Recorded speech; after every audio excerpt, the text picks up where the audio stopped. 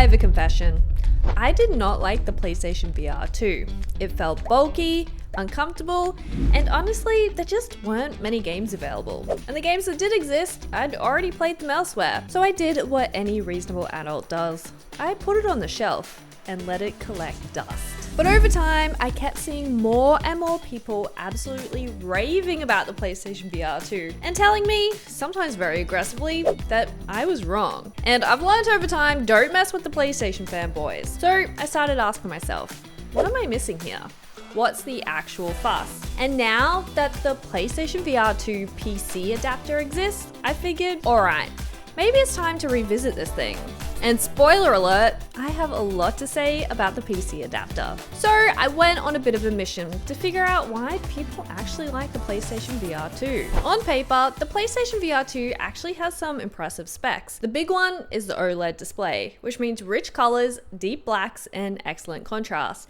It also supports eye tracking for foveated rendering, where the headset tracks what you're looking at and renders that area in fine detail, helping performance and clarity. And then there's the headset haptics and controller haptics, which Sony really leaned into for that immersion. But none of that mattered to me at launch because my biggest issue was much simpler. Comfort. Comfort was my biggest gripe with the PSVR2. I found the facial interface really claustrophobic, it got hot, it got sweaty, and the headset felt bulky, and I'd often end sessions with a headache. I actually mentioned this in a previous YouTube video, and so many of you told me that I had to try the globular cluster accessory. So I reached out to them, and they very kindly sent over the comfort mod, the magnetic facial interface, and the controller grips, which is super lovely of them. And what is also super lovely of them, they are sponsoring today's video. But genuinely, these accessories have been a game changer. And you guys were right.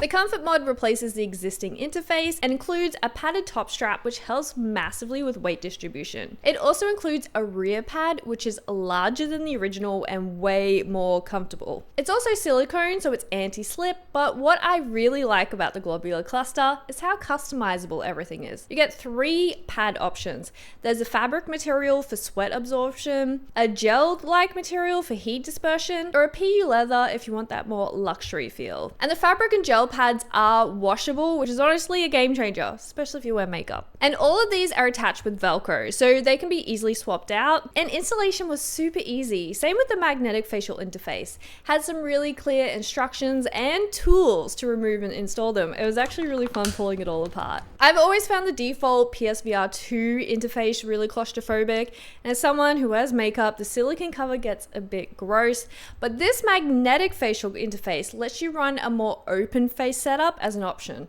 which has always been my preferred way to use VR, kind of like on the Quest Pro.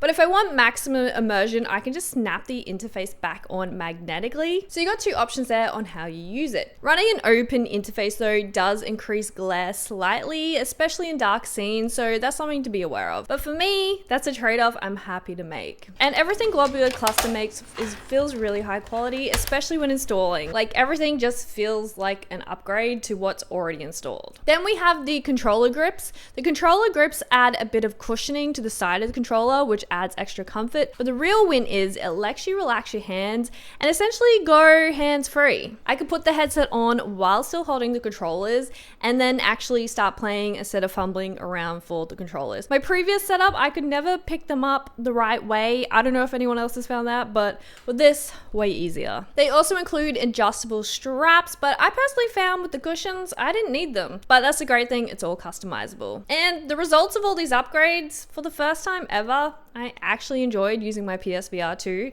I played for hours while testing games for this video and I didn't run into any comfort issues, and I get them quite easily. So genuinely, thank you to everyone who told me to check this out, and thank you to Globular Cluster for sponsoring this video. But now comfort was sorted, what about actually playing games? This is where things started to click for me. The OLED panels immediately stand out. After using a Quest 3 for the last few years, you really do see the difference.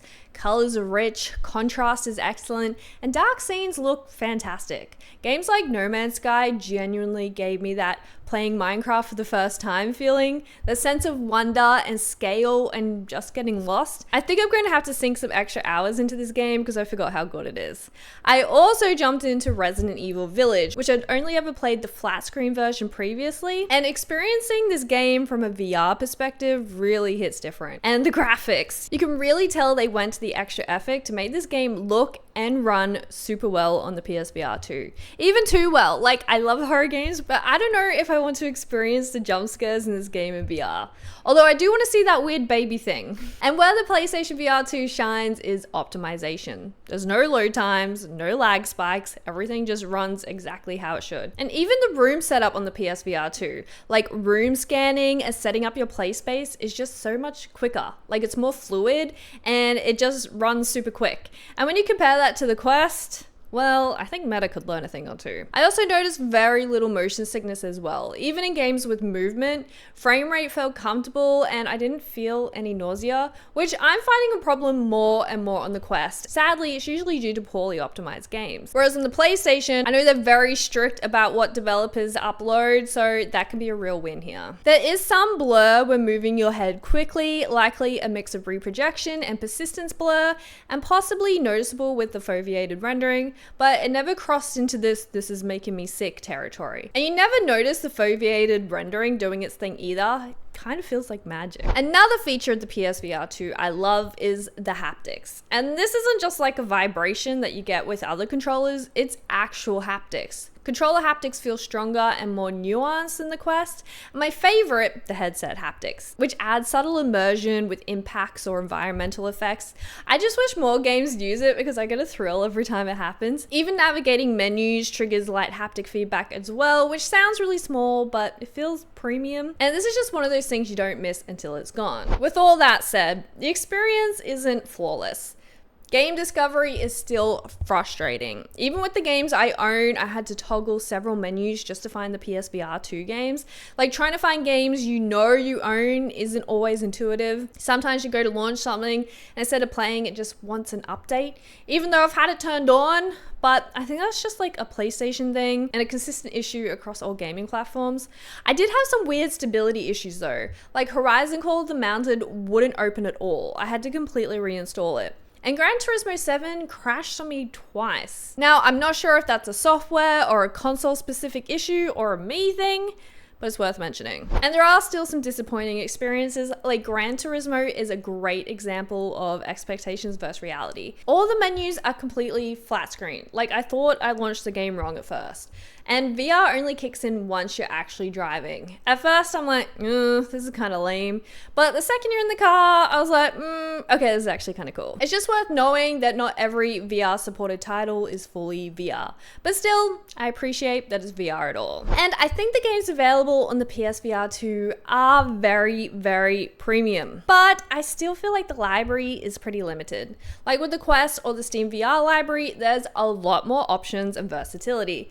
But in saying that, if you're not playing VR games, library of flat screen games available on the PlayStation. And again, the quality of the VR games that are available make the PSVR2 worth it alone. Like, if you only ever played Resident Evil games, worth it. If you only ever played Gran Turismo or No Man's Sky, worth it. They're just such premium experiences that I think if you own a PlayStation 5 and there are games that pique your interest, you're going to have a really great time with those games. And while the Quest 3 has a massive library, it's still really held back by visuals. There have been so many times I've shown people the Quest 3 and they've kind of just been disappointed. Like, they thought VR would look better, and sadly, that's most people's first introduction to VR. But with the PSVR 2, I think it has that wow factor that VR deserves and delivers on. And it allows for a high fidelity, seamless experience at a relatively low price. But not everyone wants to be tied down to console gaming. And that is where this comes in. And it allows you to connect your PlayStation VR to a VR supported gaming PC and essentially run it through Steam VR like any other VR headset. And setup was surprisingly smooth. It just has a little USB adapter and you plug a display port into it and into your GPU. Also has a little power supply as well and a little port at the front for your PlayStation VR2. And you just download the software from the Steam store. And I've seen lots of people complain about Bluetooth issues with this thing, and sadly my controllers didn't connect by default, so I did need a Bluetooth dongle, so you do need to factor in that cost potentially. But everything else was pretty seamless. And surprisingly, pass-through works. I wasn't expecting that for some reason. And room setup is still very smooth. It's pretty much exactly the same as the PlayStation, and honestly, it's smoother than the Steam VR setup. And after using the PC adapter, I was like, oh, this genuinely feels like a game changer. Because this is where the OLED panels really shine. Like the richness in colors and deep blacks made me remember what it's like to have high quality VR again. I've mostly been using the Quest 3 for PCVR gaming out of convenience and mostly over Wi-Fi, which loses quality through compression. And I have used the Bigscreen Beyond 1 in the past, but not for a while. And I think I just forgot what a game changer OLED is, even with the cable, which is annoying, and I am somewhat used to tethered VR from using the Valve Index. But with this display quality, it feels like a fair trade, and it's got me thinking, this setup is a genuine competitor in the PCVR hardware race. Like, sure, you've got the Bigscreen Beyond, which is stunning, and I'm currently working on a review on the Beyond 2E right now, so keep an eye out for that. But not everyone can afford a big screen or wants to deal with the Lighthouse base stations. And yes, you've got the Quest headsets, and while they're cheap and convenient, they really don't do justice to what PCVR can deliver visually. And then you've got the Steam frame, which everyone is betting on. But it's not OLED, it's plain old LCD panels. And cost-wise, well, we don't really know, but I don't think it'll be cheap. So considering cost of the Steam frame and how the LCD panels may perform, the PSVR2 with a PC adapter may deliver a better experience and even a cheaper one. So I'm pretty blown away. And I think I finally get it now. And the big takeaway here is that OLED wins. It really delivers a visual experience that's hard to beat. So now when people ask me about a good PCVR setup, I'm definitely going to be recommending the PlayStation VR2. So was I wrong about the PlayStation VR2?